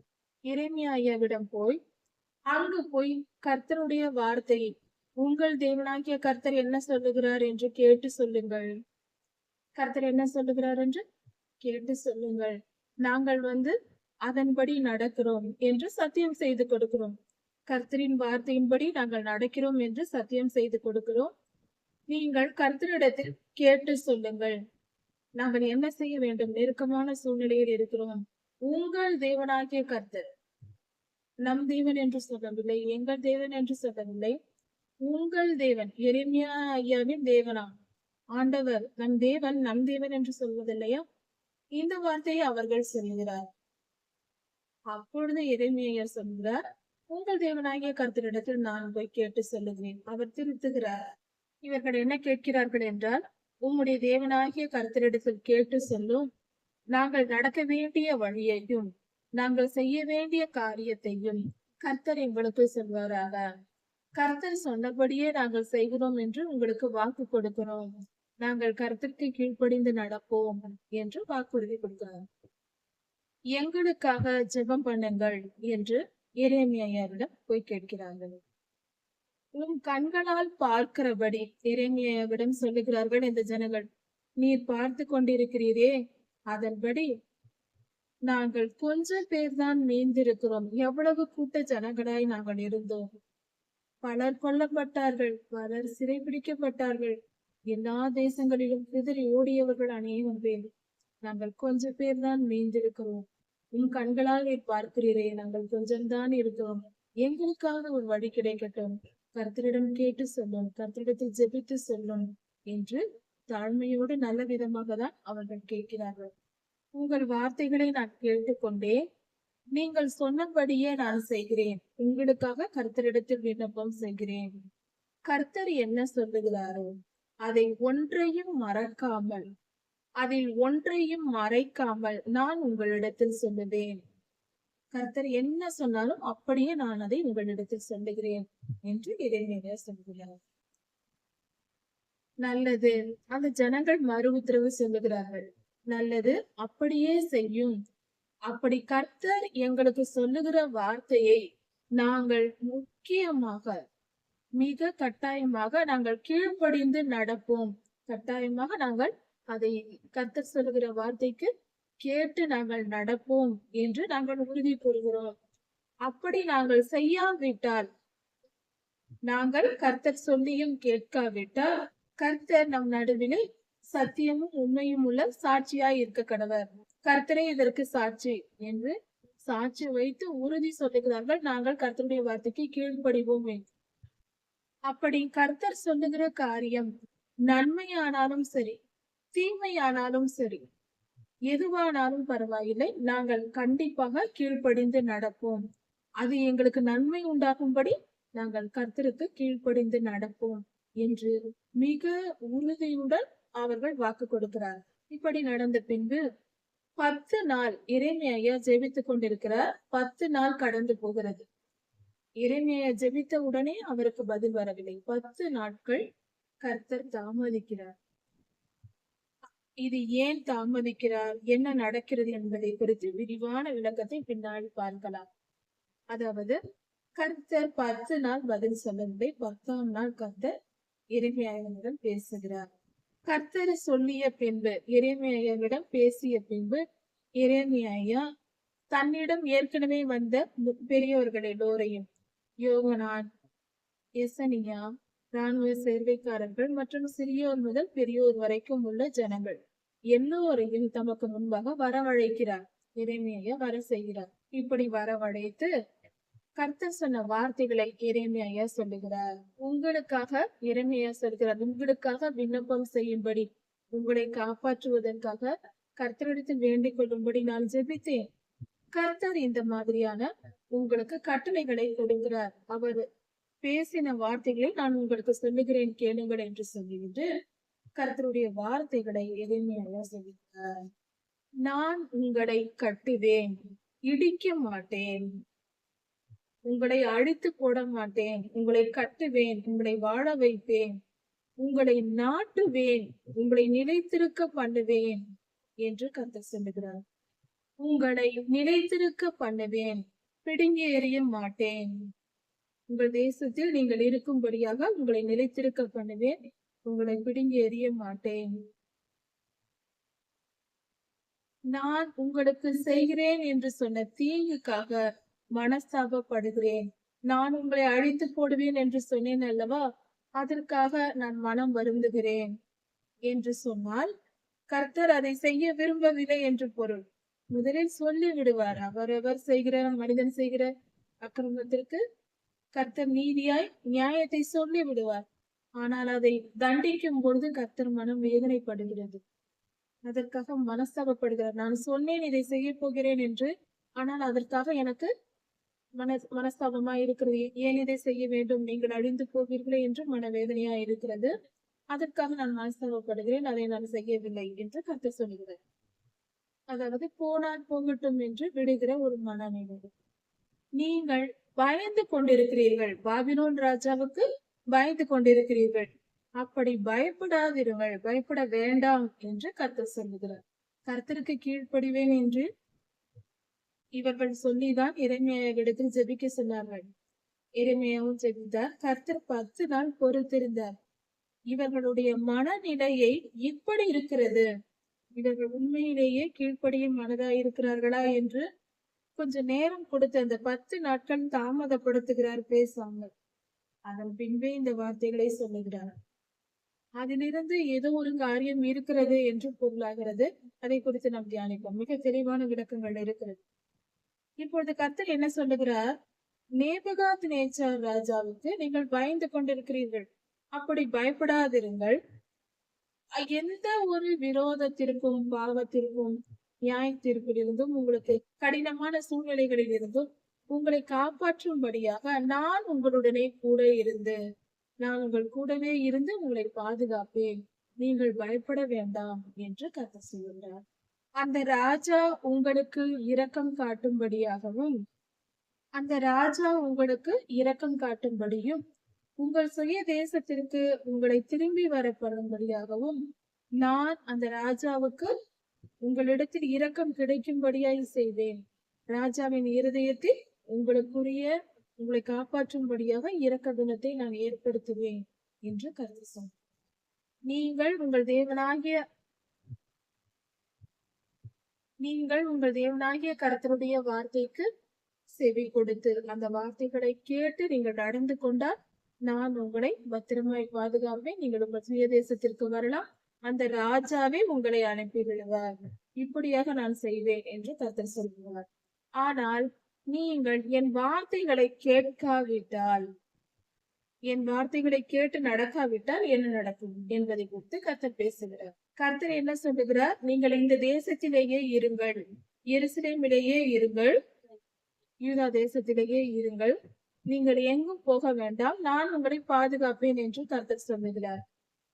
அப்படி நீங்கள் என் பேச்சை கேட்காவிட்டால், நீங்கள் வெளியே போவோம், வேறு தேசங்களுக்கு போவோம் என்று சொன்னால், நான் அதாவது அவர்கள் என்ன சொல்லுவார்கள் என்றால், யுத்தத்தை காணாத தேசம், பஞ்சம் இல்லாத தேசம், பட்டயம் பஞ்சம் பற்றாக்குறை இல்லாத தேசமாகிய எகிப்து தேசத்திற்கு நாங்கள் போவோம், அங்கு போய் நாங்கள் பிழைத்துக் கொள்கிறோம், அது செழிப்பான இடம், எந்த ஆபத்தும் இல்லாத இடம், நாங்கள் அங்கு போகிறோம் என்று என்னுடைய வார்த்தையை கேட்காமல் நீங்கள் அங்கே போனால், எந்த குறைவும் இல்லாத தேசமான எகிப்து தேசத்திற்கே நாங்கள் போய் தங்குவோம் என்று நீங்கள் அங்கே போனால், நீங்கள் எகிப்துக்கு முகங்களை திருப்பி அங்கே தங்க போனால், நீங்கள் பயப்படுகிற பட்டயம், நீங்கள் பட்டய போராட்டம் வரும் என்று இங்கிருந்தால் வரும் என்று ஓடுகிறீர்கள் அல்லவா? நீங்கள் பயப்படுகிற பட்டயம் அங்கே உங்களுக்கு வரும், பட்டயம் வரும். பஞ்சம் வந்துவிடும் என்று பயப்படுகிறீர்கள் அல்லவா? அதுவும், அதாவது எகிப்தில் பஞ்சம் வராது, சண்டை வராது, கொள்ளை நோய் இருக்காது, நாங்கள் நல்லபடியாக வாழ்வோம் என்று நீங்கள் அங்கு போக நினைக்கிறீர்கள். என் வார்த்தைக்கு செவி கொடுக்காமல் நீங்கள் அங்கே போனால், நீங்கள் எதை பார்த்து எதிர்பார்த்து போகிறீர்களோ அது உங்களுக்கு நடக்காது. அதாவது கர்த்தர் என்ன சொல்லுகிறார்? நீங்கள் எந்த ராஜாவுக்கும் பயப்பட வேண்டாம், பாபிலோனின் ராஜாவுக்கும் பயப்படாமல் உங்கள் தேசத்திலேயே நீங்கள் இருங்கள், நான் உங்களோடு கூட இருந்து உங்களை பாதுகாப்பேன் என்று சொல்லுகிறார். என் பேச்சை கேட்டு நீங்கள் அங்கேயே இருந்தால் நான் உங்களை பாதுகாப்பேன். அப்படி என் பேச்சை கேட்காமல் நாங்கள் வேறு தேசத்துக்கு போவோம், செழிப்பான எகிப்து தேசத்துக்கு போவோம், அங்கு பட்டயம் சண்டை கிடையாது, பஞ்சம் இல்லை, பட்டினி இல்லை, எந்தவித தீமையும் இல்லை, அங்கு நாங்கள் போவோம் என்று நீங்கள் போவீர்களானால், என் வார்த்தைக்கு செவி கொடுக்காமல் மீறி சென்றால், நீங்கள் பயப்படுகிற பட்டயம் எகிப்து தேசத்திலே உங்களுக்கு ஆயத்தமாயிருக்கும். அப்படி மீறி போனீர்களானால், நீங்கள் பயப்படுகிற பயம் எகிப்து தேசத்திலே உங்களுக்கு அங்கு தீமையாய் முடியும். பட்டயம் வரக்கூடாது என்று அங்கு போகிறீர்கள், அங்கே உங்களுக்கு சட்டை ஒன்று வரும், பிரச்சனை வரும், பட்டயம் அங்கு வரும், நீங்கள் கொல்லப்படுவீர்கள். பஞ்சம் இருக்காது என்று அங்கு போனால் அங்கு பஞ்சம் வரும் என்று கர்த்தர் சொல்லுகிறார். பட்டயம் பஞ்சம் கொள்ளை நோய் வேண்டாம் என்று நினைத்து நீங்கள் எகிப்துக்கு என் வார்த்தையை மீறி போனால், எதை வேண்டாம் என்று நினைக்கிறீர்களோ அதெல்லாம் உங்களுக்கு அங்கே இருக்கும், நீங்கள் இறந்து போவீர்கள். என் வார்த்தைக்கு செவி கொடுக்காவிட்டால் இறந்து போவீர்கள் என்று கர்த்தர். என் கோபமும் என்னுடைய உக்கிரமும் எப்படி எருசலேமின் குடிகள் மேல் உண்டானதோ அதே போல உங்கள் மேலும் உண்டாகும்.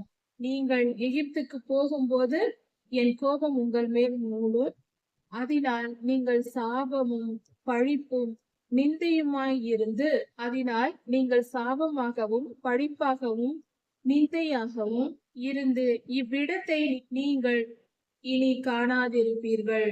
இப்படி நீங்கள் மிகுந்த வேதனை அனுபவித்து இறந்து போவீர்கள். யூதாவின் மீதியானவர்களே, மீதியா இருக்கிற ஜனங்களே, எகிப்திற்கு போகாதீர்கள் என்று கர்த்தர் சொல்லுகிறார். கர்த்தர் சொன்ன வார்த்தையை நான் சாட்சியாக அறிவித்தேன் என்று எரேமியா சொல்லுகிறார். நீங்கள் எகிப்துக்கு போவது கர்த்தருடைய விருப்பம் அல்ல, நீங்கள் போகக்கூடாது என்று எரேமியா சொல்லுகிறார். உங்கள் ஆத்மாவுக்கு விரோதமாக நீங்கள் மோசம் போக்கினீர்கள், அதாவது பொல்லாத ஆவிகளுக்கு இடம் கொடுத்து விட்டீர்கள், நீங்கள் செய்வது தவறு என்று எரேமியா எச்சரிக்கிறார். கர்த்தருடைய வார்த்தைக்கு கீழ்ப்படிவோம் என்று சத்தியம் செய்துவிட்டு இப்பொழுது கீழ்ப்படிய மாட்டோம், நாங்கள் மீறி செல்வோம் என்று சொல்லுகிறார்கள். நீங்கள் எங்கள் தேவனாகிய கர்த்தருக்கு முன்பாக விண்ணப்பம் பண்ணி, எங்கள் தேவனாகிய கர்த்தர் சொல்வதையெல்லாம் நீங்கள் சொல்லுங்கள், எங்களிடத்தில் சொல்லுங்கள், நாங்கள் அதற்கு கீழ்ப்படிவோம் என்று வாக்கு கொடுத்தீர்களே. நீங்கள் சொன்னீர்கள் அல்லவா என்னிடத்தில், நான் கர்த்தருடைய வார்த்தைக்கு கீழ்ப்படிவேன் என்று சொன்னீர்கள் அல்லவா? நீர் எரேமியா தீர்க்கதரிசியை நோக்கி அந்த ஜனங்கள் அதான் சொன்னார்கள். கர்த்தர் சொன்ன வார்த்தை எல்லாவற்றையும் நீர் எங்களிடத்தில் சொல்லுங்கள், நாங்கள் அதற்கு முழுமையாக கீழ்ப்படிவோம் என்று சொன்னார்கள். அதையேதான் இங்கு எரேமியா சொல்லுகிறார். நீங்கள் இப்படி சொன்னீர்கள் அல்லவா, நான் இந்த நாளில் கர்த்தருடைய வார்த்தையை எல்லாம் உங்களுக்கு அறிவித்தேன்.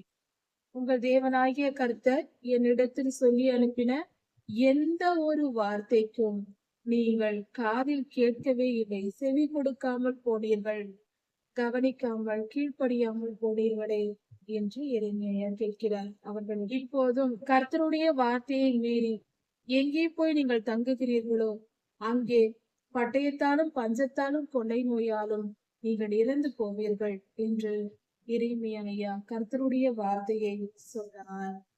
இப்படியாக அவர்களுக்கு நடக்கப்போகும் காரியங்கள் சொல்லப்பட்டு விட்டது. இந்த வேத பகுதியில் கீழ்ப்படிதலை குறித்து நமக்கு தெளிவாக சொல்லப்பட்டிருக்கிறது. கீழ்ப்படிதல் என்பதை கர்த்தர் எதிர்பார்க்கிறார். ஆதியிலிருந்து தீர்க்க தரிசனங்கள் சொல்லப்பட்டதும் தீர்க்கதரிசிகளை எழுப்பி கர்த்தர் பேசின எல்லாவற்றிற்கும் காரணம் நடக்க போவதை முன்பே சொல்லுவார். நீங்கள் அக்கிரமம் செய்கிறீர்கள், அதை நிமித்தம் நான் இப்படி உங்களை தண்டிக்க போகிறேன் என்று முன்கூட்டியே சொல்லுவார். கர்த்தர் கீழ்ப்படுதலை நம்மிடத்தில் எதிர்பார்க்கிறார். நமக்கு சொந்தமான எல்லா காரியங்களையும் நாம் ஆளுகை செய்கிறோம். நம்முடைய நிலங்கள், நம்முடைய பணம், நம்முடைய பொன்பொருள், நம்முடைய வீடு, நம்மிடத்தில் நாம் வைத்திருக்கிற பொருள்கள் மேல் நாம் அதிகாரம் செலுத்துகிறோம். எதை எங்கே வைக்க வேண்டும், எதை எப்படி செயல்படுத்த வேண்டும் என்று நாமே உரிமை கொள்கிறோம்.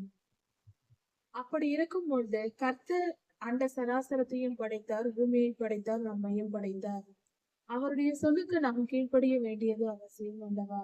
இதை நாம் யோசிக்க தவறிவிடுகிறோம். இஸ்ரவேலர்கள், இந்த மீதிருந்தவர்கள், இஸ்ரவேலில் மீதியாய் இருந்தவர்கள் எரேமியாவின் இடத்தில் வந்து கேட்கும் போது, நீர் கர்த்தர் சொல்லுகிற வார்த்தை எல்லாவற்றையும் சொல்லும், ஒரு வார்த்தை கூட தவறாமல் எங்களிடத்தில் சொல்லுங்கள், நாங்கள் அதற்கு கீழ்ப்படிவோம் என்று வாக்கு கொடுக்கிறார்கள். அப்பொழுது கர்த்தரிடத்தில் எரேமியா ஜெபித்து, நீங்கள் உங்கள் சுய தேசத்திலேயே இருங்கள், பாபிலோன் ராஜாவுக்கு கீழ்ப்படிந்திருங்கள், நான் உங்களை பாதுகாப்பேன் என்று சொல்லுகிறார். இவர்கள் நாங்கள் எகிப்துக்கு போவோம் என்கிறார்கள். கர்த்தருக்கு கீழ்ப்படியவில்லை. கர்த்தருடைய வார்த்தையை எரேமியா சொன்னதை நம்பாமல் யாரோ சொல்லி கொடுத்து, கர்த்தருடைய வார்த்தை அல்ல இது, அடுத்தவர் சொல்லி கொடுத்த வார்த்தையை நீ வந்து எனக்கு சொல்லுகிறீர் என்று எரேமியாவை அவர் சொன்ன சொல்லை இவர்கள் ஏற்கவில்லை. நாங்கள் இங்கே இருந்தால் செத்து போவோம் என்பது அவர்கள் நம்பிக்கையா இருக்கிறது. கர்த்தருடைய வார்த்தைக்கு செவி கொடுக்கவில்லை. இது எப்படிப்பட்ட செயலா இருக்கிறது? இவர்கள் தான் முதலில் வாக்கு கொடுத்தார்கள், கர்த்தருக்கு கீழ்ப்படிவோம் என்று. கர்த்தருடைய ஆலோசனை இவர்கள் விருப்பத்திற்கு ஏற்றபடி வர வேண்டும் என்று எதிர்பார்க்கிறார்கள். அதாவது பலர் என்று அப்படித்தான் இருக்கிறார்கள். இவர்கள் ஒரு செயலை செய்ய நினைத்தால் அதை அவர்கள் செய்வார்கள். கர்த்தரிடத்தில் கேட்டு சொல்லுங்கள் என்றால் தீர்க்கதரிசிகளிடத்தில் வந்து கர்த்தரிடத்தில் கேட்டு சொல்லுங்கள் என்பார்கள். ஒரு தீர்க்கதரிசி என்பவர் ஒரு கர்த்தருடைய ஊழியக்காரர் யாராயிருந்தாலும் அவர்கள் கர்த்தரிடம் கேட்டு சொல்லும் போது இவர்கள் மன விருப்பத்தின்படியே சொல்ல வேண்டும் என்று எதிர்பார்க்கிறார்கள். அப்படி சொன்னால் அவர்கள் நல்ல ஊழியர்கள். அதாவது இவர்களுடைய விருப்பம் குழிக்குள் விழுந்து சாவது என்றால் அந்த ஊழியர் கர்த்தர் சொன்னால் நீங்கள் குழிக்குள் விழுந்து சாவுங்கள் என்று சொல்ல வேண்டும். இது எப்படிப்பட்ட முட்டாள்தனமான செயலா இருக்கிறது? நான் ஒரு முடிவெடுப்பேன், அதற்கு கர்த்தர் சம்மதிக்க வேண்டும். அதற்கு பெயர்தான் கர்த்தரிடம் கேட்பது தீர்க்க தரிசனம். இப்படி நினைக்கிறார்கள். இது எப்படிப்பட்ட முட்டாள்தனமான செயலா இருக்கும்? இவர்கள் மன விருப்பத்தை நிறைவேற்றிக் கொள்ள கர்த்தரிடத்தில் ஏன் கேட்க வேண்டும்? நன்மையோ தீமையோ அனுபவித்து செய்து கொண்டு அனுபவித்து போக வேண்டியதானே. கர்த்தரிடத்தில் கேட்க வேண்டிய வேலை என்ன இருக்கிறது? கர்த்தர் ராஜாதி ராஜா, அவர் எவ்வளவு பெரியவர். இவர்கள் நினைப்பதையெல்லாம் அவர் நிறைவேற்ற வேண்டுமா? இது எப்படிப்பட்ட முட்டாள்தனமாய் இருக்கிறது? ஒரு துளியாவது அறிவு வேண்டாம். ஒரு முதல் வகுப்பில் முதல் ஒரு குழந்தையை பள்ளியில் சேர்க்கிறோம். சேர்க்கும் பொழுது அங்கு ஆசிரியர் இருக்கிறார். ஆசிரியருக்கும் ஒரு 3 வயது குழந்தைக்கும் உள்ள அறிவு திறனின் வித்தியாசம் என்ன, வயது வித்தியாசம் என்ன? இந்த பிள்ளை போய் உட்கார்ந்து கொண்டு நான் சொல்லுவதை என் ஆசிரியர் கேட்க வேண்டும் என்று ஆசிரியர் இங்கு உட்கார வேண்டும், அப்பொழுது எந்திரித்து போக என் ஆசிரியர் இங்கு உட்கார வேண்டும், இதை செய்ய வேண்டும் அதை செய்யக்கூடாது என்று ஒரு சிறு பிள்ளை கட்டளையிட்டால் அது எவ்வளவு பெரிய முட்டாள்தனமாயிருக்கிறது. நான் சொல்வதை நீ கேள் என்று சிறு பிள்ளைகள் சில நேரத்தில் சொல்லும். ஆசிரியரை பார்த்தே சொல்லும். 3 வயது பிள்ளைகள் சொல்வது வழக்கம். நான் சொல்லுகிறேன் நீ கேள் என்று சொல்லும். அவ்வளவு அறியாமை. அவர்கள் ஆசிரியர் என்று கூட உணர்வில்லாத அந்த சிறு குழந்தையின் தன்மை. அப்படித்தானே என்று நாமும் இருக்கிறோம் கிறிஸ்தவர்கள். சிறு குழந்தையா மன்னித்து விடுவதற்கு நான் என் மனதில் என்ன நினைக்கிறேனோ, என் விருப்பம் என்னவோ அது நிறைவேற வேண்டும் என்று கர்த்தர் ஆசீர்வதிக்கிறேன். ஆசீர்வதிப்பது மட்டும் அதை மட்டும் அவர் செய்து கொண்டிருக்க வேண்டும் என்று நினைப்பது, எதிர்பார்ப்பது. இதைவிட முட்டாள்தனம் என்னத்தை தேட முடியும் இந்த உலகத்தில்? அவர் சர்வலோகாதிபதி. அவர் நம் வாழ்க்கையில் இறங்கி ஒரு காரியத்தை செய்கிறார் என்றால் நாம் என்ன செய்ய வேண்டும்? சாமி, எந்த காரியத்தை நான் எப்பொழுது செய்ய வேண்டும்? கட்டளையிடுங்கள் செய்கிறேன் என்று கீழ்ப்படிந்து தாழ்மையாய் வேண்டிக் கொள்வது அல்லவா ஞானமான செயல்? அடிபணிந்து சாஷ்டாங்கமாய் விழுந்து கர்த்தருக்கு கீழ்ப்படிந்து, சுவாமி உம்முடைய கட்டளைக்கு காத்திருக்கிறேன், நான் எங்கு போக வேண்டும், நான் என்ன செய்ய வேண்டும்? கட்டளையிடும் என்று தலைகளை தாழ்த்தி அவர் கட்டளையை தலையில் சுமந்து நாம் அதை செய்து நிறைவேற்ற வேண்டியவர்கள் அல்லவா? அப்படிதான் செய்வோம். இஸ்ரவேலர்கள் அப்படி இல்லை. நாங்கள் எகிப்துக்கு போக விரும்புகிறோம். ஆனால் கர்த்தர் இவ்வளவு நாள் கஷ்டப்பட்டு அதே இடத்தில் நாங்கள் துன்பத்தை அனுபவித்து அதே இடத்தில் இருக்கும்படி சொல்லுகிறார். அப்படியெல்லாம் எங்களால் இருக்க முடியாது. இது கர்த்தருடைய வார்த்தையே இல்லை என்று சொல்லிவிட்டார். இவர்கள் விருப்பப்படி சொல்லவில்லை என்றால் அது கர்த்தருடைய வார்த்தை இல்லை என்று சொல்லுகிறது. இது எப்படி இருக்கிறது? மேலான ஞானம் அதெல்லாம் என்னவென்று சொல்லு. என் இருதயத்தில் உள்ளதையே நான் நிறைவேற்றிக் கொள்ள வேண்டும் என்று நினைக்கிறது. கொஞ்சம் கூட அந்த இருதயம் வளைந்து கொடுக்க விரும்பாத அந்த ஆத்மா கட்டினமாய் நிமிர்ந்து நின்று கொண்டு இரும்பு தூணை போல இருதயத்தை கடினப்படுத்தி வைத்திருக்கிறது. மூங்கிலை போல வளைய வேண்டும் நம் இருதயம். கர்த்தர் என்ன சொன்னாலும் அதை கேட்க வேண்டும், வளைந்து கொடுக்க வேண்டும். நாம் நினைத்துக் கொண்டிருப்போம் 1000 கனவுகள். கர்த்தர் அதை வேண்டாம் என்றால் விட்டுவிட வேண்டும். நாம் எதையுமே நினைக்காமல் இருப்போம். கர்த்தர் ஒரு காரியத்தை செய்ய என்பார், உடனே தலைவணங்கி செய்ய வேண்டும். அது நமக்கு பிடிக்காததா இருக்கலாம். பிடித்ததை செய்வது கீழ்ப்படிதல் அல்ல. நமக்கு பிடிக்காததை கர்த்தர் சொல்லும் போது, நாம் விரும்பாததை நாம் செய்யவே வேண்டாம் என்று நினைக்கிற காரியத்தை கர்த்தர் செய்ய என்று சொன்னால், அதை கேட்டு நடப்பதற்கு பெயர்தான் கீழ்ப்படிதல். செய்ய வேண்டும் அல்லவா? கர்த்தருடைய வார்த்தையை கேட்க வேண்டும் அல்லவா? இஸ்ரவேலர்கள் செய்த தவறை கீழ்ப்படியாமை கர்த்தருடைய வார்த்தைக்கு செய்து விடவில்லை. இது மகா பெரிய தவறாகும். அடுத்தது கர்த்தருக்கு காத்திருத்தல். கர்த்தருக்கு காத்திருத்தல் என்றால் இந்த வேத பகுதியில் கொடுக்கப்பட்டிருந்தது. 10 நாட்கள் எரேமியாவுக்கு கர்த்தருடைய வார்த்தை வரவில்லை. அவர் ஜெபிக்க தொடங்கியதும் வரவில்லை. 10 நாள் கழித்தே கர்த்தர் வந்து பேசுகிறார். அது ஏன்? அதை குறித்து அடுத்த செய்தி நாம் ஆண்டவராகிய இயேசு கிறிஸ்து சீக்கிரம் வரப்போகிறார். அவருடைய வருகைக்கு நாம் ஆயத்தப்படுவோம். கீழ்ப்படுகிற மனதோடு ஆயத்தமாகவும் கர்த்தருடைய ராஜ்யத்தை சிறப்பித்துக் கொள்வோம். கர்த்தருடைய ஆசீர்வதிப்பாராக. இதன் தொடர்ச்சியை அடுத்த செய்தி பார்க்கலாம். மாறினார்.